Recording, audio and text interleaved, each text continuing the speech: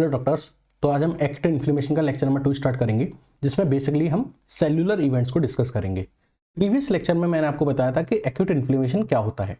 उसके साथ साथ मैंने ये बताया था कि एक्यूट इन्फ्लेमेशन में 2 इवेंट होते हैं, एक को हम वस्कुलर इवेंट बोलते हैं और सेकंड को हम सेल्यूलर इवेंट बोलते हैं। वस्कुलर इवेंट को मैंने प्रीवियस लेक्चर में डिटेल में डिस्कस कर लिया था। आज के लेक्चर में हम सेल्यूलर इवेंट को डिस्कस करेंगे। तो अगर आपने प्रीवियस लेक्चर नहीं देखा है तो आप उसको देख लीजिए, उसके बाद ये लेक्चर आपको ज़्यादा अच्छे से समझ में आएगा। ओके, अगर आपने देख लिया है या फिर आपको वेस्कुलर इवेंट्स की प्रीवियस नॉलेज है तो मैं आपको 5 मिनट का एक रिकैप दे देता हूं, जिससे आपको वो सारी चीजें रिकॉल हो जाए। उसके बाद हम सेल्यूलर इवेंट को डिटेल में डिस्कस करेंगे। तो प्रीवियस लेक्चर में मैंने आपको बताया था कि एक्यूट इन्फ्लेमेशन क्या होता है। तो मैंने आपको बताया था कि एक्यूट इन्फ्लेमेशन एक कहानी होती है। किस चीज की कहानी होती है कि मान लीजिए ये आपका कोई टिश्यू है, और टिश्यू में भी हम एग्जाम्पल लेते हैं कि मान लीजिए ये क्या है, आपकी कोई स्किन है। ठीक है, अब मान लीजिए आपके इस टिश्यू के अंदर किसी पैथोजन की एंट्री होती है। किसकी एंट्री होती है? किसी पैथोजन की एंट्री होती है। पैथोजन क्या होता है? डिसीज कॉजिंग माइक्रोब्स को हम क्या बोलते हैं? पैथोजन बोलते हैं। तो जब इस पैथोजन की एंट्री होती है आपके टिश्यू के अंदर, तो आपके टिश्यू का ही एक पार्ट होता है जिसको हम बोलते हैं वस्कुलराइज्ड कनेक्टिव टिश्यू। क्या बोलते हैं? वस्कुलराइज्ड कनेक्टिव टिश्यू, जिसके अंडर आती हैं blood vessels filled with blood. Blood vessel field with blood, यही क्या बनाती हैं? वस्कुलराइज्ड कनेक्टिव टिश्यू बनाती हैं, जो आपके हर टिश्यू में प्रेजेंट होता है। तो जब ये पैथोजन आपकी स्किन के अंदर या आपके टिश्यू के अंदर एंटर करता है, तो ये जो वस्कुलराइज्ड कनेक्टिव टिश्यू है, ये कोशिश करता है इस पैथोजन को किल करने की। तो इस वस्कुलराइज्ड कनेक्टिव टिश्यू के द्वारा इस पैथोजन को किल करने की जो स्टोरी है, जो कहानी है, उसी को हम क्या बोलते हैं? एक्यूट इन्फ्लेमेशन बोलते हैं। इसको अब हमने 2 पार्ट्स में डिवाइड कर दिया, वस्कुलर इवेंट और सेलुलर इवेंट। मैंने आपको बताया था कि वस्कुलराइज्ड कनेक्टिव टिश्यू के कौन कौन पार्ट हैं? Blood vessels filled with blood, यानी इसमें 2 लोग हैं, एक blood vessels and the blood vessels are filled with blood. और अगर ब्लड है तो क्या भी इसके साथ क्या होगा? WBCs भी होंगी। ठीक है, तो यहां इस पैथोजन को किल करने में 2 हीरो हैं, एक ब्लड वेजल और एक तो है ब्लड वेजल और दूसरा है ब्लड के अंदर स्पेशली कौन? WBC। देखो, ब्लड वेजल्स का रोल इसलिए है क्योंकि अल्टीमेटली किल करने वाला कौन है इस पैथोजन को? ये WBC है, लेकिन ये WBC इससे बाहर नहीं जा सकती जब तक ये ब्लड वेजल्स नाम का हवलदार है। तो इस ब्लड वेजल्स को क्रॉस करके इसको बाहर जाना है इस पैथोजन को मारने के लिए। तो ब्लड वेजल को इसको रास्ता देना पड़ेगा, इस WBC को रास्ता देना पड़ेगा ताकि वो पैथोजन को मार सके। तो इसमें इसलिए ब्लड वेजल्स का इसमें भी रोल होता है। तो 2 लोगों का रोल है, एक है ब्लड वेजल और दूसरा है WBC। इस पैथोजन को किल करने में जो ब्लड वेजल्स का जो रोल होता है, उसको जनरली हम वस्कुलर इवेंट्स में डिस्कस करते हैं, और जो इस WBC का रोल होता है उसको हम सेलुलर इवेंट में डिस्कस करते हैं। यहां तक क्लियर है? तो वस्कुलर इवेंट किसके द्वारा शो किए जाते हैं? जनरली ब्लड वेजल्स के द्वारा शो किए जाते हैं, और उसमें भी कौन? आर्टेरियोल, कैपिलरी और वेन्यूल्स के द्वारा शो किए जाते हैं वस्कुलर इवेंट्स। ठीक है, वस्कुलर इवेंट को हम फर्दर 5 इवेंट्स में डिवाइड करते हैं, that is vasoconstriction, vasodilation, elevated hydrostatic pressure, increase vascular permeability and stasis. Previous lecture में मैंने ये सारे इवेंट्स को बहुत डिटेल में डिस्कस किया था। मैंने आपको बताया था जब भी पैथोजन एंटर करेगा टिश्यू के अंदर, तो उस टिश्यू के सबसाइडरी जो भी आर्टेरियोल्स, वेन्यूल्स या कैपिलरी होंगी, उनके अंदर हमको ट्रांजिएंट टाइम के लिए क्या देखने को मिलेगा? वैसोकंस्ट्रिक्शन देखने को मिलेगा। क्या देखने को मिलेगा? वैसोकंस्ट्रिक्शन देखने को मिलेगा, जिसको कुछ सेकंड्स के बाद ही वैसोडाइलेशन के द्वारा क्या कर लिया जाएगा? ओवरकम कर लिया जाएगा। ठीक है, वैसोडाइलेशन क्यों देखने को मिलता है? याद करो, प्रीवियस लेक्चर में बताया था, हिस्टामिन रिलीज होने की वजह से। ठीक है, तो आपको वैसोडाइलेशन देखने को मिलता है। तो वैसोडाइलेशन जो होता है वो प्रोलॉन्ग्ड होता है, यानी कि लंबे टाइम तक एग्जिस्ट करता है, और इस वैसोडाइलेशन की वजह से इस एरिया में जो ब्लड फ्लो का जो अमाउंट होता है वो क्या हो जाता है? इंक्रीज हो जाता है, जिसकी वजह से आपको रेडनेस और हीट देखने को मिलती है। इस ब्लड के ज्यादा फ्लो होने की वजह से इस रीजन में जो हाइड्रोस्टैटिक प्रेशर जो होता है वो भी क्या कर जाता है? इंक्रीज हो जाता है। और इस हाइड्रोस्टैटिक प्रेशर के इंक्रीज करने की वजह से इस ब्लड के अंदर जो प्लाज्मा वाला पार्ट था, कौन सा वाला पार्ट था? प्लाज्मा वाला जो पार्ट था, और प्लाज्मा का भी कौन सा? वाटरी कंटेंट जो था वो बाहर आने लगता है। Due to this elevated hydrostatic pressure, जो प्लाज्मा का जो वाटरी कंटेंट था वो बाहर आने लगता है, जिसकी वजह से उस एरिया में आपको स्वेलिंग देखने को मिलती है, क्योंकि वाटरी कंटेंट एक्यूमुलेट होता रहता है उस टिश्यू के अंदर, जिसको हम ट्रांसुडेट एडिमा बोलते हैं। क्या बोलते हैं? ट्रांसुडेट एडिमा बोलते हैं। Now 4th step of vascular event, जो मोस्ट इंपॉर्टेंट स्टेप है पूरे एक्यूट इन्फ्लेमेशन का और स्पेशली वस्कुलर इवेंट का, जिसका नाम है इंक्रीज्ड इन वस्कुलर परमेबिलिटी। एक्चुअली क्या होता है कि आपकी जो ये ब्लड वेजल्स की जो वॉल है, जो आपकी जो ब्लड वेजल्स की जो वॉल है, इनकी परमेबिलिटी इंक्रीज हो जाती है। क्या इंक्रीज हो जाती है? परमेबिलिटी इंक्रीज हो जाती है। कहने का मतलब जो ये ब्लड कंटेंट इस ब्लड वेजल के अंदर फ्लो हो रहा है, इसकी बाहर जाने की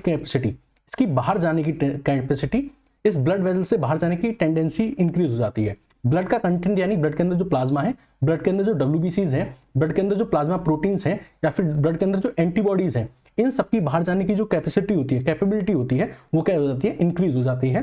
ठीक है, इसलिए इस इवेंट को हम क्या बोलते हैं, हॉलमार्क ऑफ एक्यूट इन्फ्लेमेशन बोलते हैं, मोस्ट इंपोर्टेंट स्टेप होता है। ठीक है, अब ये सारी चीजें बाहर निकलने लगेंगी तो बाहर आपको क्या देखने को मिलेगी, स्वेलिंग देखने को मिलेगी, एक्यूमुलेशन देखने को मिलेगा इन सारी चीजों का। अब जो एडिमा प्रोड्यूस होगा उसको हम बोलते हैं एक्सुडेट एडिमा। तो क्या देखने को मिलता है, एक्सुडेट एडिमा देखने को मिलता है। ठीक है, अब ये सारी चीजें बाहर निकल जाएंगी तो अंदर क्या बचेगा, आरबीसीज बचेंगी, प्लेटलेट्स बचेंगी, यानी कि मोर और लेस सॉलिड रेजिड्यू अंदर बचेगा, जिसकी वजह से जो ये ब्लड फ्लो की जो स्पीड होगी वो क्या हो जाएगी, स्लो हो जाएगी, जिसको हम बोलेंगे स्टेसिस। तो ये किसके इवेंट थे, ये वस्कुलर इवेंट्स थे जिनको हमने प्रीवियस लेक्चर में बहुत डिटेल में डिस्कस किया था। आज हम करेंगे डिस्कस सेल्युलर इवेंट को। मैंने आपको बताया था सेल्युलर इवेंट को फर्दर 7 इवेंट में हम क्या कर देते हैं, डिवाइड कर देते हैं। ये जो सेल्युलर इवेंट जो होते हैं ये WBC के द्वारा शो किए जाते हैं। ठीक है, WBC इस पैथोजन को कैसे मारेगी, ठीक है, ये सेल्युलर इवेंट है। अब सेल्युलर इवेंट के जो 7 इवेंट्स हैं उनको याद करने की जो ट्रिक है वो है एम-रेट-कॉप। एम-रेट-कॉप, एम फॉर होता है मार्जिनेशन, आर फॉर होता है रोलिंग, ए फॉर होता है अडेशन, टी फॉर होता है ट्रांसमाइग्रेशन या फिर डायपीडियासिस, एंड सी मतलब होता है कीमोटेक्सिस, ओ मतलब होता है ऑप्शनाइजेशन। ऑप्शनाइजेशन वाला जो इवेंट है वो ऑप्शनल है, हो भी सकता है और नहीं भी हो सकता। 7 इज फैगोसाइटोसिस। तो ये 7 इवेंट है जो आज हम बहुत ज्यादा डिटेल में डिस्कस करेंगे। ठीक है, तो ये थे वस्कुलर इवेंट और ये थे सेल्युलर इवेंट। 5 वस्कुलर इवेंट और 7 सेल्युलर इवेंट। ठीक है, ये अभी हमने इनको समझा। अब हम इनको एक साथ प्रैक्टिकली समझने की कोशिश करते हैं। तो पहले एक नॉर्मल ब्लड वेसल रही होगी। ठीक है, नॉर्मल ब्लड वेसल में जब नॉर्मल ब्लड फ्लो करता है तो उसकी क्या कंडीशन रहती है कि जो प्लाज्मा जो होता है वो तो रहता है मार्जिन पे। प्लाज्मा जो फ्लो करता है, मान लीजिए ये ब्लड वेसल है, ये ब्लड वेसल है, तो प्लाज्मा तो इसकी मार्जिन पर फ्लो करेगा और जो ब्लड सेल्स होंगी वो सेंटर में फ्लो करेंगी। तो ब्लड सेल्स जो होती हैं वो तो सेंटर में फ्लो करती हैं और जो प्लाज्मा जो होता है वो कहाँ रहता है, मार्जिन पे रहता है। ये नॉर्मल कंडीशन की बात थी। उसके बाद आपको क्या देखने को मिला कि पैथोजन की एंट्री होगी। किसकी एंट्री होगी, पैथोजन की एंट्री होगी। तो पैथोजन की एंट्री होने की वजह से दो बहुत मेन इवेंट थे, दो मेन इवेंट थे। इवेंट तो 5 थे लेकिन दो बहुत ज्यादा मेन थे। एक था वेसोडाइलेशन, कि जो ब्लड वेसल थी उसके अंदर क्या देखने को मिलेगा, वेसोडाइलेशन देखने को मिलेगा। और एक था इंक्रीज्ड इन वस्कुलर परमिबिलिटी, कि जो ये ब्लड वेसल्स हैं जिनके अंदर वेसोडाइलेशन हुआ है इसकी जो परमिबिलिटी होगी क्या होगी, वो इंक्रीज हो जाएगी। ठीक है, परमिबिलिटी इंक्रीज होने के काफी सारे तरीके थे जिसको हमने प्रीवियस लेक्चर में डिस्कस किया था। ये 5 तरीके थे जिनको हमने प्रीवियस लेक्चर में डिस्कस किया था। मैंने आपको बताया था इंक्रीज इन परमिबिलिटी होने की वजह से क्या होता है कि जो ब्लड का कंटेंट होता है ये बाहर की तरफ जाने लगता है। ये क्या करने लगता है, बाहर की तरफ जाने को लगता है, और इसी की वजह से एडिमा प्रोड्यूस होता है, स्वेलिंग प्रोड्यूस होती है, जिसको हम क्या बोलते हैं, एक्सुडेट एडिमा बोलते हैं। क्या बोलते हैं, एक्सुडेट एडिमा बोलते हैं। अब एक बात बताओ, एक क्लास थी, ठीक है, इस क्लास में 50 बच्चे बैठे थे, तो उनका अपना एक बैठने का पैटर्न होगा। अब मान लीजिए हमने कह दिया कि इस क्लास में से 20 बच्चे बाहर चले गए, तो अब जो 30 बच्चे बचे हैं वो आराम से उनमें क्या होगा, सीट का रिडिस्ट्रीब्यूशन होगा। पहले 50 बैठे थे तो 7 बैठे थे, अब वो खुल के बैठ जाएंगे, आराम से बैठ जाएंगे। तो जैसे ही एक्सुडेट एडिमा हुआ, अंदर का जो कंटेंट था वो बाहर की तरफ निकला, तो जो अब अंदर का जो कंटेंट था इनका रिडिस्ट्रीब्यूशन होगा। पहले तो सिंपल था कि प्लाज्मा मार्जिन पे फ्लो करेगा, ब्लड से सेंटर में फ्लो करेंगी। लेकिन जब वस्कुलर इवेंट हुआ तो वस्कुलर इवेंट में भी क्या हुआ, इंक्रीज इन परमिबिलिटी देखने को मिली, तो उसकी वजह से क्या हुआ, एक्सुडेट एडिमा हुआ। और एक्सुडेट एडिमा होने पे काफी सारा जो अंदर का कंटेंट था वो बाहर चला गया। तो जो अब अंदर कंटेंट बचा है उसका रिडिस्ट्रीब्यूशन होगा, कि अब किस किस को कहां बैठना है, उसका क्या होगा, रिडिस्ट्रीब्यूशन होगा। और इस रिडिस्ट्रीब्यूशन से ही क्या स्टार्ट हो जाएगा, आपका सेल्युलर इवेंट स्टार्ट हो जाएंगे। क्या स्टार्ट हो जाएंगे, सेल्युलर इवेंट स्टार्ट हो जाएंगे। सेल्युलर इवेंट को हम 7 इवेंट थे हमारे सेल्युलर इवेंट में। कितने इवेंट थे, 7 इवेंट थे। किससे याद किए थे हमने, MRATCOP, M for margination, R for rolling, A for adhesion, T for transmigration और डायपीडियासिस, सी फॉर कीमोटेक्सिस, 6 था O for opsonisation, and 7 P for phagocytosis. ये 7 इवेंट थे। इन 7 इवेंट को हम स्टार्ट करते हैं। तो सेल्युलर इवेंट कैसे स्टार्ट हुआ कि इंक्रीज इन परमिबिलिटी हुई, जिसकी वजह से एक्सुडेट एडिमा हुआ, ब्लड वेसल के अंदर का कंटेंट बाहर चला गया, तो जो अंदर के जो कंटेंट थे उनके अंदर रिडिस्ट्रीब्यूशन हुआ। अब जब रिडिस्ट्रीब्यूशन होता है तो सबसे पहले स्टेप हमको रिडिस्ट्रीब्यूशन के साथ ही क्या स्टार्ट हो जाते हैं, सेल्युलर इवेंट स्टार्ट हो जाते हैं। और सेल्युलर इवेंट का ही पहला स्टेप स्टार्ट होता है जिसको बोलते हैं मार्जिनेशन। तो जब रिडिस्ट्रीब्यूशन होना स्टार्ट हुआ तो जो WBC, ये जो WBC थी जो पहले कहां फ्लो कर रही थी, सेंटर में फ्लो कर रही थी। कहां फ्लो कर रही थी, ब्लड वेसल के सेंटर में। ये सेंटर से मूव करके ये सेंटर से मूव करके कहाँ चली जाती है, मार्जिन की तरफ चली जाती है। कहाँ चली जाती है, मार्जिन की तरफ चली जाती है। ये जो मार्जिन है, ये देखो ये ब्लड वेसल की वॉल है, क्या है, this is wall of blood vessel, this is wall of blood vessel. तो सेंटर से कहाँ जाती है, इस मार्जिन की तरफ जाती हैं, ब्लड वेसल की वॉल की तरफ जाती हैं। तो ब्लड वेसल की वॉल में जो ये सेल्स हैं, इनको हम बोलते हैं एंडोथेलियल सेल्स। क्या बोलते हैं, एंडोथेलियल सेल्स, एंडोथेलियल सेल्स। तो डब्ल्यूबीसी जो थी वो अब सेंटर में ना रहेगी, कहाँ रिडिस्ट्रीब्यूट होंगी, रिडिस्ट्रीब्यूट होगी कहाँ जाएंगी, मार्जिन की तरफ जाएंगी, इस एंडोथेलियल सेल्स की तरफ जाएंगी। ठीक है, इसको बोलते हैं मार्जिनेशन। डब्ल्यूबीसी का सेंटर से मार्जिन की तरफ जाना मार्जिनेशन कहलाता है। फिर जब ये मार्जिन पे पहुंच जाएंगी तो फिर ये क्या करेंगी, रोलिंग करेंगी, रोलिंग करेंगी। और ये जो डब्ल्यूबीसी है ये किसके ऊपर रोल कर रही है, ये जो डब्ल्यूबीसी है किसके ऊपर रोल कर रही है, इस एंडोथेलियल सेल के ऊपर। ये एंडोथेलियल सेल क्या बना रही है, बाउंड्री बना रही है। क्या बना रही है, बाउंड्री बना रही है किसकी, ब्लड वेसल्स की। अब ये ब्लड वेसल कुछ भी हो सकते हैं, आर्टेरियल हो सकता है, वेन्यूल हो सकता है, कैपिलरी हो सकता है। ठीक है, तो डब्ल्यूबीसी कहाँ चलेगी, एंडोथेलियल सेल्स के ऊपर पास चलेगी। अब ये जो डब्ल्यूबीसी करेगी क्या करेगी, रोलिंग स्टार्ट कर देगी, यानी इस एंडोथेलियल सेल पे रोलिंग स्टार्ट कर देगी। मान लीजिए ये क्या थी, आपकी एंडोथेलियल सेल है, क्या है, आपकी एंडोथेलियल सेल है, और ये आपकी डब्ल्यूबीसी है। तो ये डब्ल्यूबीसी क्या करेगी, इस एंडोथेलियल सेल पे ऐसे करके रोलिंग करना स्टार्ट कर देगी। तो सेकंड प्रोसेस हो जाएगा जिसको हम बोलते हैं रोलिंग। क्या बोलते हैं, रोलिंग। तो ये रोलिंग हो जाएगी। अब जब ये रोलिंग शो करती है, जब ये तो मार्जिनेशन हो गया, अब ये हुआ रोलिंग। जब आपकी डब्ल्यूबीसी एंडोथेलियल सेल्स पे रोलिंग परफॉर्म कर रही होती है, तो ये जो डब्ल्यूबीसी थी ये इस एंडोथेलियल सेल के साथ ट्रांजिएंट बॉन्ड बना के रखती है। क्या बना के रखती है, ट्रांजिएंट बॉन्ड बना के रखती है, यानी एक जॉइंट बना के रखती है इनके साथ। क्योंकि अगर ये ट्रांजिएंट बॉन्ड नहीं बना के रखेगी इन एंडोथेलियल सेल के साथ, तो क्या होगा कि ब्लड का फ्लो पीछे से हो रहा है, तो ब्लड का फ्लो जो होगा वो इसको डिटैच करके भगा ले जाएगा, ऐसे करके अपने साथ भगा ले जाएगा। तो ताकि ये ब्लड के साथ बह ना जाए, फ्लो करके ऐसे भाग ना जाए, तो ये क्या करती हैं, एंडोथेलियल सेल के साथ बॉन्ड बना के रखती हैं। क्या बना के रखती है, बॉन्ड बना के रखती है। तो एक ट्रांजिएंट बॉन्ड रहता है, एक वीक अधेशन रहता है। इस टाइम पे क्या रहता है, वीक अधेशन। ये वीक अधेशन क्यों बना के रख रही है, क्योंकि इनको ऐसे करके भाग के नहीं जाना है, इनको रोल करके जाना है। रोल करके कहां जाना है, इस गेट पे। ये क्या है, एग्जिट गेट है। इस एग्जिट गेट से होके इनको इस वाले पैथोजन को खाना है। ठीक है, तो ये क्या करती हैं, रोलिंग करती हैं, और रोलिंग के टाइम पे क्या करती हैं, वीक अधेशन बना के रखती हैं एंडोथेलियल सेल के साथ। चलो रोलिंग हो गई। अब क्या हुआ, मान लीजिए रोलिंग करते करते ये उस गेट के पास पहुंच गई जहां से इन्हें बाहर निकलना था। ठीक है, उस गेट के पास पहुंच गई जहां से इनको बाहर निकलना था। तो जैसे ही ये इस गेट के पास पहुंचती हैं, अब ये कर लेती हैं स्ट्रॉन्ग अधेशन। क्या कर लेती हैं, स्ट्रॉन्ग अधेशन, क्योंकि अब इनको रोल भी नहीं करना है, अब इनको क्या करना है, एग्जिट, बाहर की तरफ जाना है। तो अब ये जो बॉन्ड बन रहे थे एंडोथेलियल सेल के साथ, इनको और स्ट्रॉन्ग कर लेती है। अब होता है स्ट्रॉन्ग अधेशन। क्या होता है, स्ट्रॉन्ग अधेशन, क्योंकि अब इनको रोलिंग भी नहीं करनी है, क्योंकि अब गेट आ चुका है, इस गेट से इनको बाहर की तरफ जाना है। ठीक है, उसके बाद फोर्थ स्टेप क्या होगा, ट्रांसमाइग्रेशन या डायपीडियासिस। वही गेट के थ्रू बाहर निकल जाना, दिस इज ट्रांसमाइग्रेशन और डायपीडियासिस। अब गेट का साइज मान लो छोटा है, तो ये जो डब्ल्यूबीसी होती है ये अमीबॉइड मूवमेंट शो करती हैं, गेट के हिसाब से अपने आप को क्या कर लेती हैं, एडजस्ट कर लेती हैं और निकल के बाहर चली जाती हैं। ये था ट्रांसमाइग्रेशन। जैसे ये बाहर चली जाती हैं, फिर ये शो करती हैं कीमोटैक्सिस। कीमोटैक्सिस यानी जो माइक्रोब्स होते हैं, जो पैथोजेंस होते हैं जिनको इनको खाना है, वो पैथोजन जो होते हैं वो टॉक्सिन रिलीज कर रहे होते हैं। तो ये टॉक्सिन को ढूंढती है कि टॉक्सिन कहां से रिलीज होते हुए दिखाई दे रहा है, तो टॉक्सिन की तरफ मूवमेंट करना स्टार्ट कर देती है। इसलिए इस मूवमेंट को हम बोलते हैं कीमोटैक्सिस मूवमेंट। तो डब्ल्यूबीसी जैसे ही आउटर स्पेस में आ जाती है, वो टॉक्सिन को फॉलो करते हुए उस बैक्टीरिया के पास जाती है। This is chemotaxis. Sixth step जो था वो ऑप्शनल था, हो भी सकता है नहीं भी हो सकता है, इसको बोलते हैं ऑप्शनाइजेशन। ऑप्शनाइजेशन क्या किया जाता है कि जो आपका पैथोजन है उस पर एक टैग लगा दिया जाता है, ताकि आपकी डब्ल्यूबीसी इसको पहचान ले कि खाना किसको है। इसको बोलते हैं ऑप्शनाइजेशन। ऑप्शनल प्रोसेस है, हो भी सकता है नहीं भी हो सकता है। 7 इज फैगोसाइटोसिस।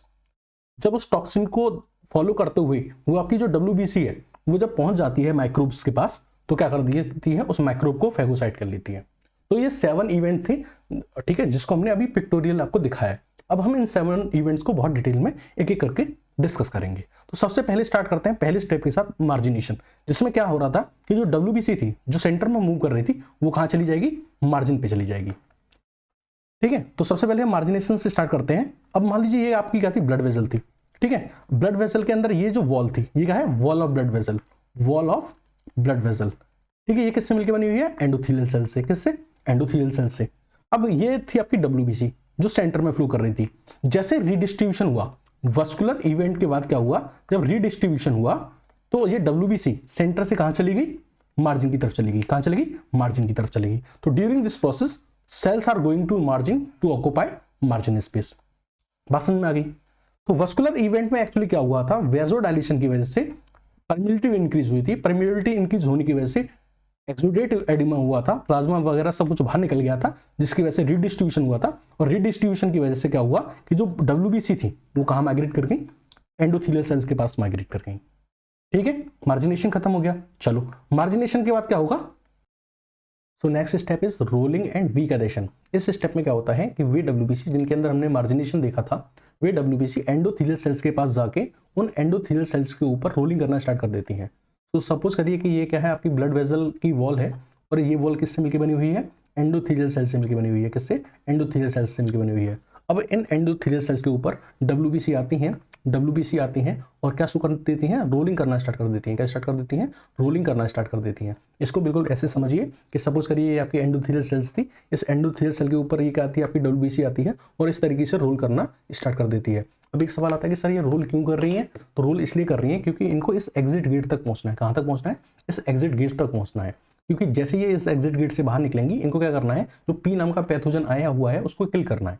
इसलिए रोल कर करके कहाँ पहुंचना चाहती हैं, इस एग्जिट पॉइंट तक पहुंचना चाहती हैं। ठीक है, लेकिन जब ये रोल करती हैं उस टाइम पे ये क्या करती हैं, एक वीक बॉन्ड बना के रखती हैं। क्या करती हैं, एक वीक बॉन्ड बना के रखती हैं। किसके साथ, एंडोथेलियल सेल्स के साथ। ठीक है, ट्रांजिएंट बॉन्ड बना के रखती हैं। किसके बीच में बनता है ट्रांजिएंट बॉन्ड, इन WBC और इन एंडोथेलियल सेल्स के बीच में ट्रांजिएंट बॉन्ड का फॉर्मेशन रहता है। रीजन क्या है कि अगर इस बॉन्ड का फॉर्मेशन नहीं रहेगा तो जब ये WBC क्या करेगी, रोल करेगी एंडोथेलियल सेल के ऊपर, उस टाइम पे क्या हो रहा होगा, पीछे से ब्लड का फ्लो हो रहा होगा, ब्लड का प्रेशर लग रहा होगा, तो उस ब्लड के प्रेशर की वजह से ये WBC इस तरीके से भाग जाएंगी, यानी डिटैच हो जाएंगी, इससे डिटैच करके चली जाएंगी। लेकिन अगर ये डिटैच हो जाएंगी तो इनका जो मकसद था इस एग्जिट पॉइंट के थ्रू बाहर जाने का, वो स्पॉइल हो जाएगा। तो ये डिटैच ना हो जाए, इसलिए ये WBC क्या करती हैं, इन एंडोथेलियल सेल के साथ ट्रांजिएंट बॉन्ड बना के रखती हैं। तो आपको क्या देखने को मिलता है, रोलिंग देखने को मिलती है। रोलिंग के साथ साथ वीक अडेशन देखने को मिलता है between WBC and endothelial cells. ये जो वीक अडेशन है, इसको बनाने में हेल्प करते हैं कुछ मॉलिक्यूल जिनको हम बोलते हैं सिलेक्टिन्स और CD62। ये जो सिलेक्टिन या CD62 होते हैं, ये 3 टाइप्स के होते हैं। One is E selectin, another is P selectin and L selectin. ठीक है, अब देखो जो E सिलेक्टिन होता है वो तो प्रेजेंट होता है एंडोथेलियल सेल पे, जो P सिलेक्टिन होता है वो प्रेजेंट होता है एंडोथेलियल सेल पे, लेकिन जो L सिलेक्टिन होता है वो प्रेजेंट होता है ल्यूकोसाइट्स पे या फिर WBC पे। इसको हम डायग्रामेटिकली दिखाएं तो सपोज करिए ये क्या थी आपकी, ये आपकी ब्लड वेसल थी, उसकी वॉल थी, और उसकी वॉल पे ये क्या थी, आपकी एंडोथेलियल सेल्स थी।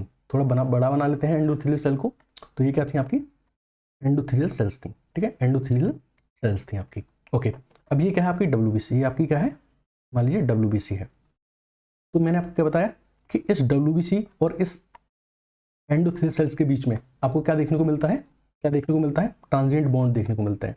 ठीक है, और वो किसके द्वारा बनाए जाते हैं, E सिलेक्टिन, P सिलेक्टिन और L सिलेक्टिन के द्वारा। अब जो E सिलेक्टिन है ये कहाँ प्रेजेंट है, एंडोथेलियल सेल्स पे प्रेजेंट है। कहाँ प्रेजेंट है, एंडोथेलियल सेल पे। तो ये क्या प्रेजेंट था आपका, E सिलेक्टिन। ये क्या प्रेजेंट थी, आपकी E सिलेक्टिन। अच्छा, P सिलेक्टिन की बात करें, ये भी कहाँ प्रेजेंट था, एंडोथेलियल सेल पे। तो ये आपकी क्या होगी, P सिलेक्टिन हो गई। अच्छा, तीसरा क्या है, L सिलेक्टिन।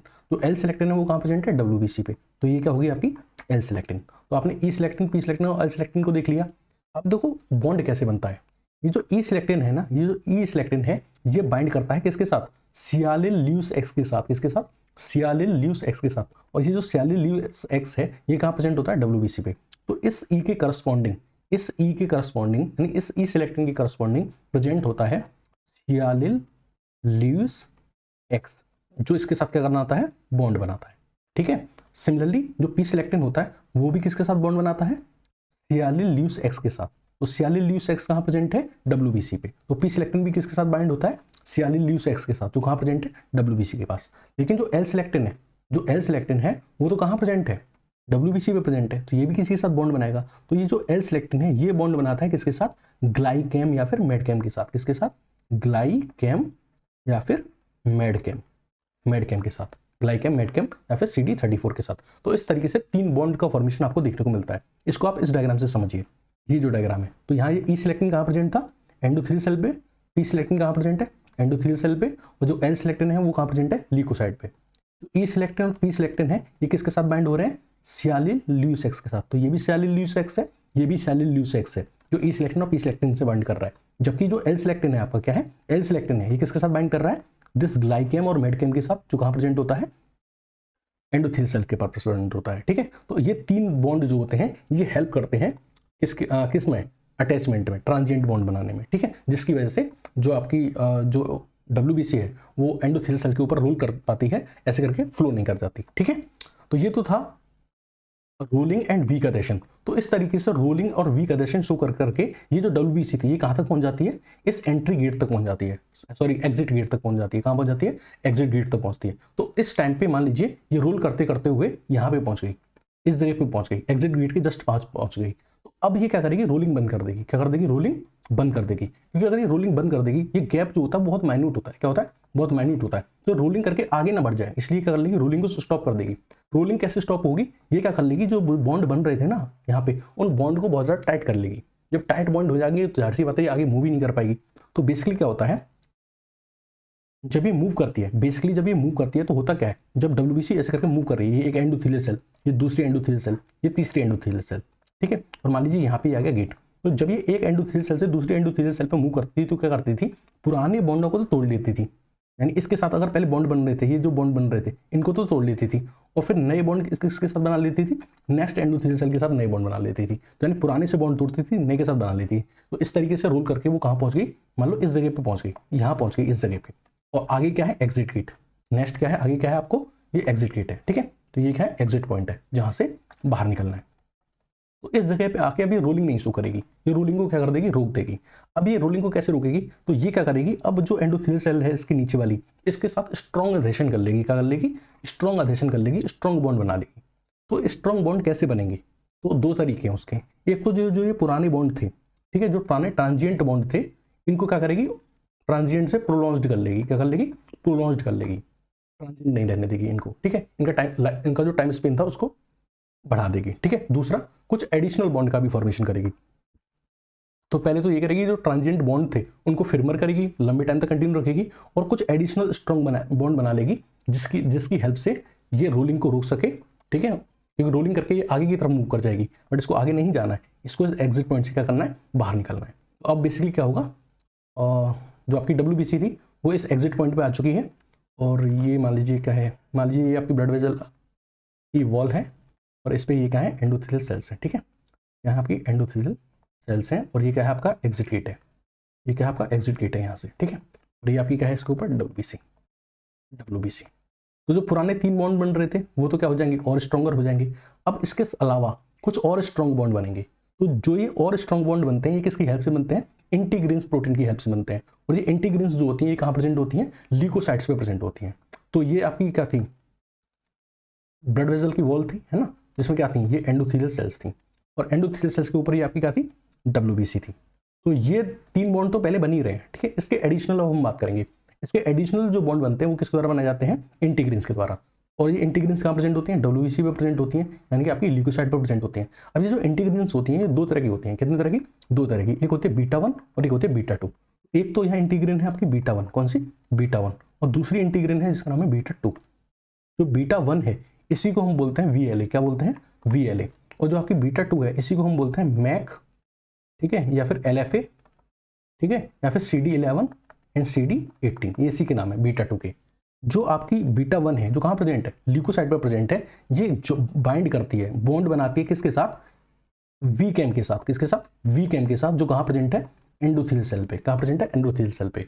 और जो आपकी β2 है वो बॉन्ड बनाती है ICAM के साथ। किसके साथ, ICAM के साथ, जो कहाँ प्रेजेंट है, एंडोथेलियल सेल पे प्रेजेंट है। तो ये 3 बॉन्ड तो पहले बन रहे थे, अब ये 2 बॉन्ड आपको और आगे, कौन कौन से, β1 और VCAM के बीच में, और β2 और ICAM के बीच में। β1 और β2 क्या है, इंटीग्रिन प्रोटीन है, जो कहाँ प्रेजेंट होती हैं, WBC में प्रेजेंट होती हैं, ल्यूकोसाइट पर प्रेजेंट होती हैं। ये किसके साथ बाइंड करती हैं, VCAM और ICAM, जो कहाँ प्रेजेंट होते हैं, एंडोथेलियल सेल पर प्रेजेंट होते हैं, ठीक है। तो यहाँ पे आपने ऊपर पहले 3 बॉन्ड थे, 3 बॉन्ड के अलावा हमने 2 एडिशनल बॉन्ड और देखे, जो β1 और β2 ने बनाए किसके साथ, VCAM और ICAM के साथ, ताकि उस रोलिंग को रोका जा सके, ठीक है, और एक क्या क्रिएट किया जा सके, स्ट्रॉन्ग अधेशन क्रिएट किया जा सके। तो हमारे क्या 3 स्टेप क्लियर हो गए। पहला स्टेप हमारा क्या था, मार्जिनेशन, ठीक है। 7 स्टेप थे ना टोटल, 7 स्टेप थे सेलुलर इवेंट के। तो पहला मार्जिनेशन कंप्लीट हो गया। सेकंड हमारा क्या था, रोलिंग कंप्लीट हो गया। तीसरा क्या था, अधेशन कंप्लीट हो गया। अब आएगा 4th स्टेप, जिसको हम बोल रहे थे ट्रांसमाइग्रेशन। क्या बोल रहे थे, ट्रांसमाइग्रेशन या फिर डायपीडियासिस।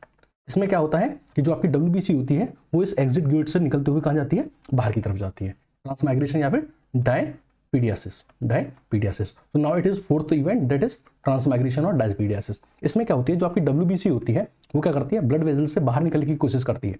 तो ये क्या थी, मान लीजिए ये आपकी ब्लड वेजल की वॉल थी, है ना, और उस पर क्या है, ये आपकी एंडोथेलियल सेल्स है, एंडोथेलियल सेल्स है। और यहाँ पे आपको क्या देखने को मिला है, गैप देखने को मिला है। इस जगह पे कोई एंडोथेलियल सेल नहीं है, कोई एंडोथेलियल सेल्स नहीं है, ये गैप है, वो ये एग्जिट पॉइंट है WBC के लिए निकलने के लिए। तो ये WBC क्या करेगी, इस गैप से निकलना चाहेगी। जब ये निकलना चाहेगी तो यहाँ पे एंडोथेलियल सेल्स तो नहीं है, बट यहाँ पे क्या देखने को मिलता है, हर ब्लड वेजल की एक बेसमेंट मेम्ब्रेन होती है। क्या होती है, बेसमेंट मेम्ब्रेन होती है। तो अगर इस WBC को यहाँ से बाहर निकलना है तो इस बेसमेंट मेम्ब्रेन को क्या करना पड़ेगा, डिसॉल्व करना पड़ेगा। तो इस बेसमेंट मेम्ब्रेन को ब्रेक करने के लिए हमें किसकी हेल्प लेनी पड़ती है, MMP क्या है, मैट्रिक्स मेटलोप्रोटीनेज, ठीक है, जिसमें जिंक भी हेल्प करता है। तो इस MMP की हेल्प से जो WBC क्या करती है, इस बेसमेंट मेम्ब्रेन को क्रैक करती है।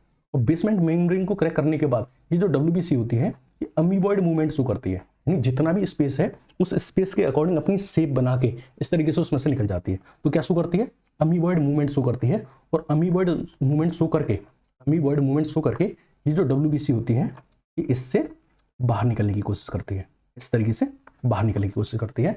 और WBC का ब्लड वेजल से बाहर निकलना, ठीक है, यही क्या कहलाता है, ट्रांसमाइग्रेशन या फिर डायपीडियासिस, ठीक है। इसमें कुछ मॉलिक्यूल भी हेल्प करते हैं, जैसे कि PKM और CD31, जो कहाँ प्रेजेंट होते हैं, WBC पे भी प्रेजेंट होते हैं और एंडोथेलियल सेल पे भी प्रेजेंट होते हैं। सो हमारा 4 स्टेप कवर हो गया, ठीक है। टोटल 7 स्टेप थे। फर्स्ट था margination, second rolling, third adhesion, fourth transmigration and fifth is chemotaxis. तो फिफ्थ स्टेप पढ़ेंगे, दैट इज कीमोटैक्सिस। अब ये WBC क्या होगी, बाहर निकल आई, ठीक है, ये क्या निकल आई, बाहर निकल आई, खुले आसमान में आ गई, ठीक है, 3D स्पेस में आ गई। WBC बाहर निकल आई, 3D स्पेस में आ गई। अब इसको जाना कहाँ है, पैथोजन कहाँ है, कौन रास्ता बताएगा इसको, तो इसको तो पैथोजन को किल करने जाना है, लेकिन रास्ता कौन बताएगा कि पैथोजन कहाँ प्रेजेंट है। तो लेकिन एक बात ध्यान रखना, WBC पैथोजन की तरफ ही मूव करती है, यानी WBC की जो मूवमेंट होती है वो यूनिडायरेक्शनल होती है, बिल्कुल टारगेटेड मूवमेंट होती है। किसकी तरफ, बैक्टीरिया की तरफ या पैथोजन की तरफ, किसकी तरफ, पैथोजन की तरफ। तो ये यूनिडायरेक्शनल टारगेटेड मूवमेंट आती कहाँ से, कौन इसको रास्ता बता रहा है। तो एक्चुअली क्या होता है कि 2 एजेंट्स होते हैं, या तो एक्सोजीनस एजेंट होते हैं या एंडोजीनस एजेंट होते हैं, जो उसको रास्ता बताते हैं। एक्सोजीनस एजेंट क्या है कि जो बैक्टीरिया है या जो भी पैथोजन है वो कुछ टॉक्सिन्स रिलीज कर रहा होगा, उस टॉक्सिन्स को फॉलो करते करते WBC क्या करती है, मूवमेंट शो करती है। तो यानी कुछ केमिकल एजेंट है जो उसको रास्ता बता रहे हैं, इसलिए इसका नाम क्या है, प्रोसेस का, कीमोटैक्सिस, केमिकल्स को फॉलो करते हुए जाना, ठीक है। तो जब आपको कहीं जाना है तो ठीक है, तो एक तो एक्सोजीनस यानी बैक्टीरिया बता रहा है, दूसरा एंडोजीनस, ये खुद भी रास्ता खोजते हुए जा रहे हैं। जो एंडोजीनस एजेंट वो हैं जो WBC खुद रिलीज करती है, ठीक है, जो उसको सपोर्ट करते हैं उस पर्टिकुलर डायरेक्शन में जाने के लिए। तो एंडोजीनस जो केमिकल्स होते हैं वो कौन कौन से होते हैं, तो इसको आप याद करेंगे LIC से। LI मतलब ल्यूकोट्रिन B4, इंटरल्यूकिन्स और C5a, ये 3 केमिकल्स होते हैं जो इसको इस टारगेटेड मूवमेंट में हेल्प करते हैं, ठीक है। तो 2 लोग हैं, एक तो बाहर से जो सपोर्ट मिल रही है एक्सोजीनस एजेंट्स, वो कैसे क्या है, जो भी आपका पैथोजन है वो जो भी टॉक्सिन रिलीज कर रहा होगा वो एक्सोजीनस एजेंट्स हैं, ठीक है, जो WBC को रास्ता बता रहे हैं। एंडोजीनस केमिकल्स जो उसको हेल्प कर रहे हैं फॉलो करने में उस रास्ते को, वो क्या है, ल्यूकोट्रिन B4, इंटरल्यूकिन 8 एंड C5a, ठीक है। तो ये था कीमोटैक्सिस। तो हमारा 5th स्टेप कंप्लीट हो गया। Now 6th step, that is opsonization.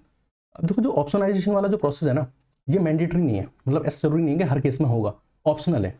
ये एक्चुअली इस प्रोसेस में क्या होता है कि कभी कभी WBC को इस पैथोजन को आइडेंटिफिकेशन करने में दिक्कत होती है, क्योंकि आपकी भी सेल्स प्रेजेंट है और भी बहुत सारी सेल्स प्रेजेंट है। तो कैसे आइडेंटिफाई करेगी WBC पैथोजन को, तो पैथोजन को आइडेंटिफाई करने के लिए पैथोजन पे क्या कर दी जाती है, एक कोटिंग कर दी जाती है, किसकी, ऑप्सोनिन नाम की प्रोटीन की। यानी एक तरह से टैग लगा दिया जाता है कि देखो ये बंदा है, इसको तुम्हें डिस्ट्रॉय करना है WBC को, ठीक है। तो WBC को पता चल जाए कि डिस्ट्रॉय किसको करना है, पैथोजन कौन सा है। इसके लिए पैथोजन के ऊपर क्या कर दी जाती है, एक कोटिंग कर दी जाती है ऑप्सोनिन प्रोटीन की, इसी को हम ऑप्सोनाइजेशन बोलते हैं, ठीक है, ताकि WBC आके इसको रिकॉग्नाइज कर ले और डिस्ट्रॉय कर दे। अब जो ऑप्सोनिन होती है, जो प्रोटीन होती है, उसको हम 3 कैटेगरी में डिवाइड करते हैं। एक तो ये होती है IgG, ठीक है, गामा इम्यूनोग्लोबिन, जो मोस्ट इंपॉर्टेंट ऑप्सोनिन होती है। इसके अलावा कुछ प्लाज्मा प्रोटीन्स होती हैं जैसे फाइब्रिनोजन, वो भी हेल्प करती है ऑप्सोनाइजेशन में। और कुछ कंप्लीमेंट प्रोटीन होती हैं जैसे C3b, C4b एंड C5b। इसमें C3b जो है वो मोस्ट इंपॉर्टेंट ऑप्सोनिन प्रोटीन है, ठीक है। चलो, रास्ता भी बता दिया, और कोटिंग भी कर दी कि किसको खत्म करना है। तो अब क्या होगा कि जो आपकी WBC थी, ये मूवमेंट करते हुए, यूनिडायरेक्शनल मूवमेंट करते करते कहाँ पहुंच जाएगी, इस टॉक्सिन के पास, इस पैथोजन के पास पहुंच जाएगी। जैसे इस पैथोजन के पास पहुंचेगी तो क्या करेगी, उस पैथोजन पे फेगोसाइटोसिस परफॉर्म करेगी, WBC उसको क्या कर देगी, फेगोसाइट कर लेगी। यानी पहले उसको रिकॉग्नाइज करेगी, टैग देखेगी उसका, अच्छा इस पर टैग लगा हुआ है, फिर क्या करेगी, उससे अटैच करेगी, अपने आप को अटैच करेगी। और अटैच कैसे करेगी, by forming pseudopodia. Pseudopodia form करके क्या करेगी, इस पैथोजन को क्या करेगी, अपने अंदर एंगल्फ करेगी, एक कैविटी बनाएगी, एक कैविटी बना के, इस तरह की कैविटी बना के क्या करेगी, इस पैथोजन को, ये तो सूडोपोडिया दिख रहे हैं आपको, सूडोपोडिया बना लिए, ये सूडोपोडिया बना लिए। सूडोपोडिया बनाने के बाद क्या करेगी, इनकी कैविटी का फॉर्मेशन करेगी और उस कैविटी के थ्रू क्या कर लेगी, उस पैथोजन को एंगल्फ कर लेगी। जब पैथोजन को एक मेम्ब्रेनस सैक में क्या कर लेगी, जब एंगल्फ कर लेगी, तो उस सैक को हम बोलेंगे फेगोसोम। क्या बोलेंगे, फेगोसोम। अब ये जो फेगोसोम होता है, ये इस WBC के लाइसोसोम के साथ क्या करता है, फ्यूज करता है। और जब ये दोनों फ्यूज कर जाते हैं तो इस कंडीशन को हम बोलते हैं फेगोलाइसोसोम। क्या बोलते हैं, फेगोलाइसोसोम। और इस फेगोलाइसोसोम फॉर्मेशन के बाद जो लाइसोसोम के अंदर जो आपके हाइड्रोलाइटिक एंजाइम्स थे, वो इस पैथोजन को क्या कर देते हैं, डिग्रेड कर देते हैं। देखो फेगोसाइटोसिस इतना सिंपल प्रोसेस नहीं है, ये एक बहुत डिटेल्ड प्रोसेस है, ठीक है। इसके लिए हम एक अलग लेक्चर शूट करेंगे जिसमें हम डिटेल्ड मैकेनिज्म बताएंगे फेगोसाइटोसिस का, ठीक है। तो अगर आपको फेगोसाइटोसिस डिटेल में समझना है तो आप नेक्स्ट वीडियो लेक्चर देखिएगा।